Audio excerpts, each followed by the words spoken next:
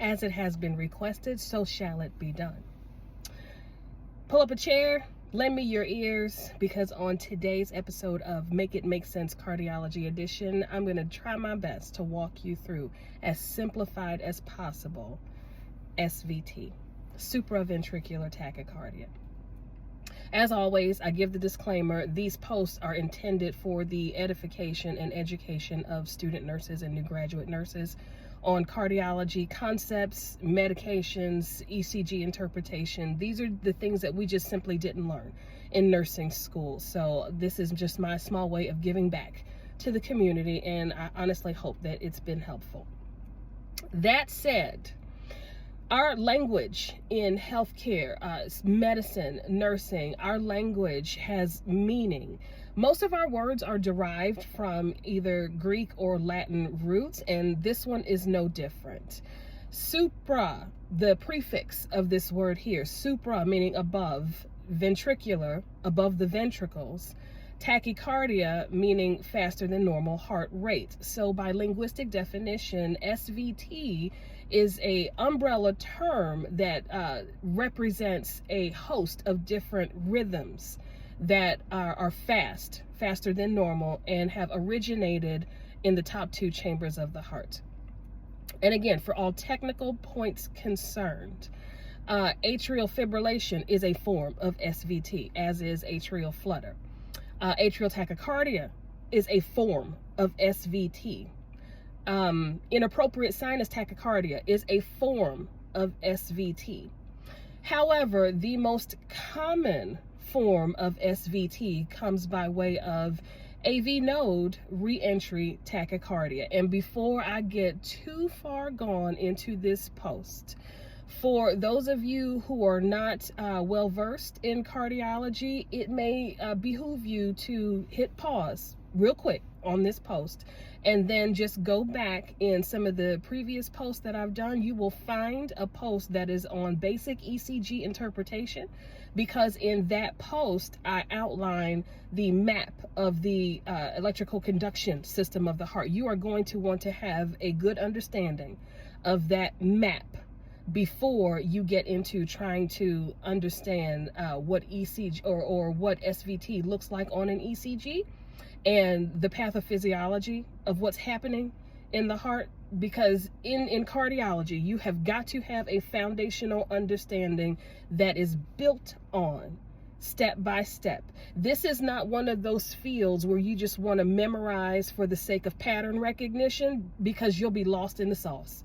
You really, really will. You have got to understand foundational principles and then build on that, and it will make perfect sense. So if you haven't done so already, familiarize yourself with basic ECG interpretation and then just come back. No worries. For those of you who are familiar with the electrical conduction system of the heart and basic ECG interpretation, let's proceed. Let's move forward. On an ECG, and I told y'all before, I don't do all these pop-ups and such. I just don't. I bring you actual pictures.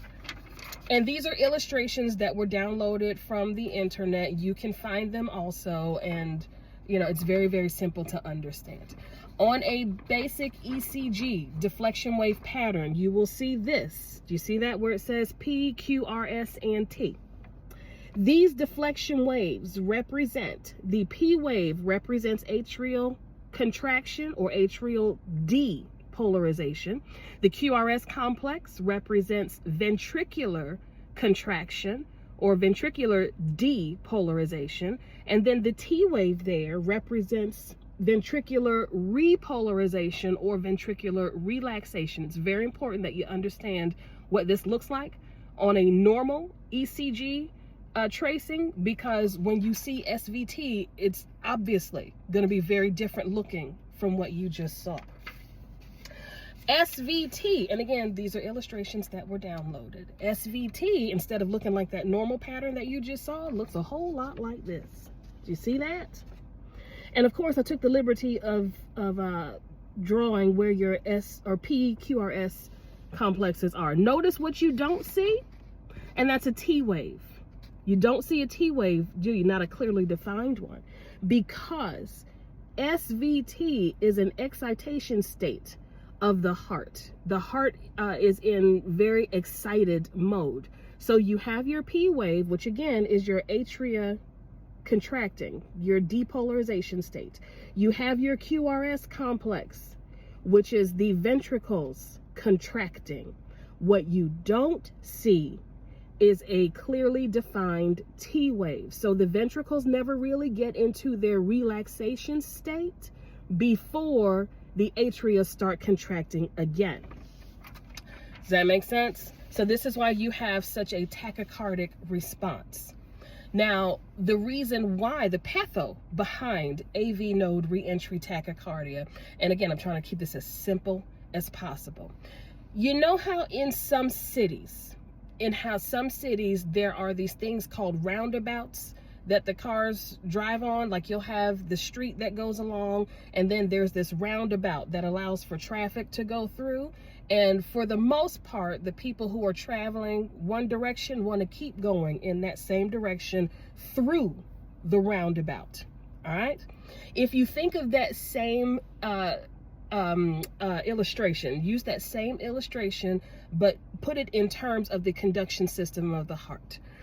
The traffic, if you will, which is the electrical impulse, the traffic is traveling from the SA node and wants to go through the AV node and continue to go, along the lines of the road. With AV node reentry tachycardia, again, majority of the traffic goes through the roundabout and they keep on going, but there's this one car who gets to the roundabout and circles right back around and comes right back to the beginning and tries to go through, but comes right back around. It's a re-entry. And because of that re-entry, the atria get continuously stimulated to contract before the ventricles can complete their cycle. Does that make sense? Dots are connecting, huh? So with AV node re-entry tachycardia inside the heart, there is literally an additional, what we call accessory. There is an additional pathway of electrical circuitry that allows for that re-entry, that one vehicle to circle back and keep that cycle of atrial stimulation and contractility going, instead of just going straight through the roundabout and continuing to move forward. All right. Treatment, or before we get into treatment, common causes for AV NRT, this form of SVT. If you think about it from a logical sense, it's pretty self-explanatory. What puts the heart in an excitable state? This is what you have to investigate if you're trying to get to the bottom line of it. Psychological and emotional stress can trigger SVT. 100% it can. Because when you are under severe emotional, psychological stress, then in the brain, that stimulates activity to the sympathetic nervous system. When the sympathetic nervous system is stimulated, that triggers the fight or flight response of the body. And I've gone through this on previous posts also. At any point in time, please feel free to pause and review those things. But when the body goes into fight or flight mode, then there is a release of adrenaline or epinephrine. When epinephrine is released into circulation, it then activates the beta-1 receptors of the heart. And when the beta-1 receptors of the heart are stimulated or activated, then that increases the heart rate. You increase the heart rate enough to a certain capacity, you're going to end up with a tachyarrhythmia. Trigger for SVT.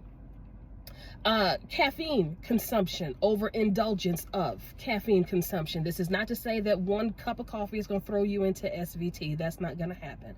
But if you have someone who has either a hypersensitivity to caffeine, or if they have an excessive amount in circulation, like those energy drinks, chances are you have increased the risk of the potential occurrence of SVT.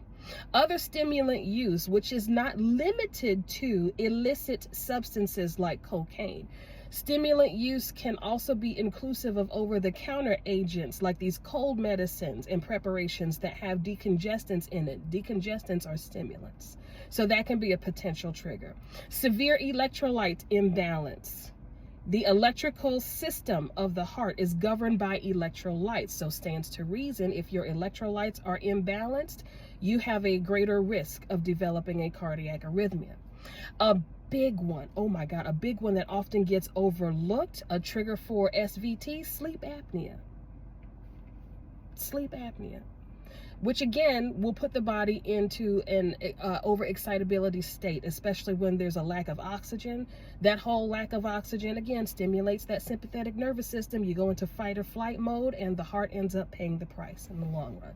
And by no means is this an exhaustive list of triggers for SVT, but it's just something to give you food for thought when you are doing your investigative workup in your respective institution.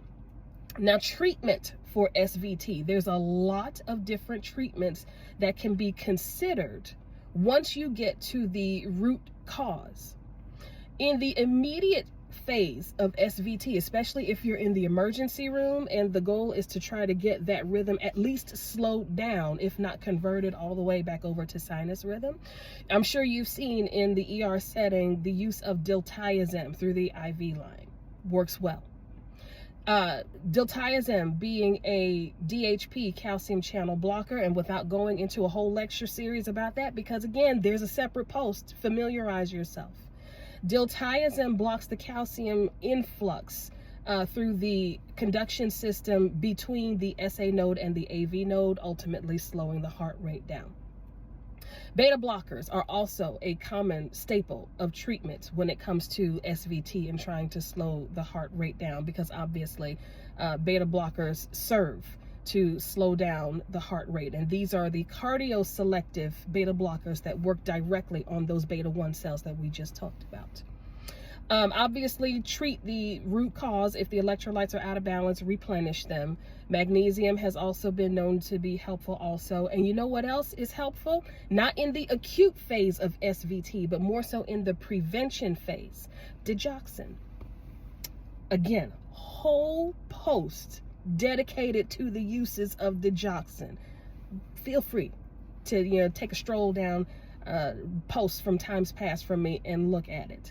Take home points from today's class is that SVT, that acronym SVT, is not limited to one type of rhythm, but the most common form of SVT comes in the way of AV node reentry tachycardia. And I know there was one type of treatment that I left out because that is going to have to take time to go through all of the mechanics of that, and it's called an ablation. We're not going to go through all of that right now because that is an invasive procedure that ends up burning, so to speak, certain target areas of the electrical conduction system so that the electrical circuit has no choice but to go into one direction. Different discussion for another time. Hope everything that you learned today was helpful. Like, follow, post, share, all that jazz. And again, take a moment to go back into the archives, into the history of the posts that I've made, and familiarize yourself with basic ECG interpretation and the medications, diltiazem, digoxin, all of that good stuff. Class dismissed.